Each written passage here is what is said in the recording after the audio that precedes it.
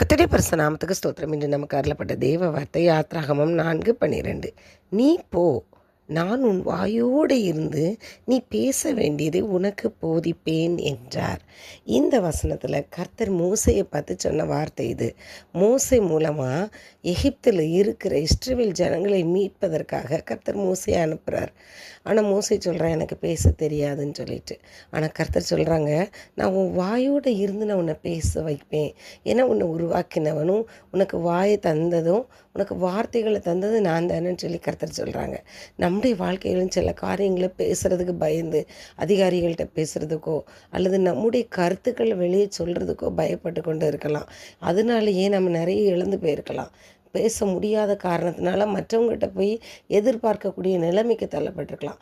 எதுனாலும் நம்மளால் முடியல, அவங்க மூலமாக போகலான்னு சொல்லி ஒவ்வொருவரையாக நம்ம எதிர்பார்க்கக்கூடிய நிலைமையில் இருக்கலாம். அப்போ கர்த்தர் சொல்கிறாங்க, நீ போ, நான் தானே உன்னை உருவாக்கினேன், நான் உன்னோட வாயிலிருந்து பேசுவேன், நீ பேசணும்னு நினைக்கிற வார்த்தைகளை நான் பேசுவேன்னு சொல்லி கர்த்தர் சொல்கிறாங்க. நம்ம பேசினா நம்ம தப்பாக பேசிடுவோம். நம்முடைய சுயஞானம் ஒன்றும் கிடையாது. நம்முடைய பலத்தால் எது செஞ்சாலும் அது தப்பாக தான் முடியும்.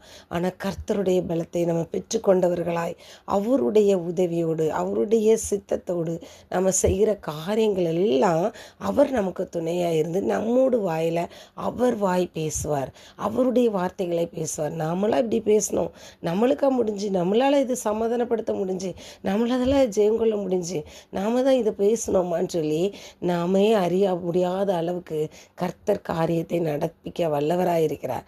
அதனால் நாம் தயங்கி போய் இருக்க வேண்டியதே இல்லை.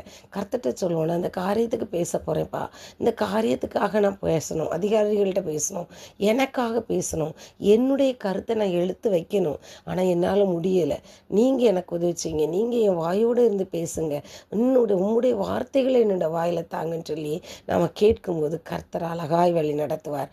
அவருடைய சித்தத்துக்கு ஒப்பு கொடுக்கும்போது நிச்சயமாய் வெற்றி தரக்கூடிய காரியத்தை கர்த்தர் நமக்கு செய்யக்கூடியவராக இருக்கிறார். அதனால தான் சொல்கிறாங்க, நீ போ, நான் உன் வாயோடு இருந்து பேசுவேன்னு சொல்லி கர்த்தர் இன்னைக்கு வாக்கு கொடுக்குறாங்க. எரேமியா 1:9 அப்படி தான் சொல்லியிருக்காங்க. கர்த்தர் தமது கரத்தை நீட்டி என் வாயை தொட்டு இதோ என் வார்த்தைகளை உன் வாயில் வைக்கிறேன்னு சொல்லியிருக்காங்க.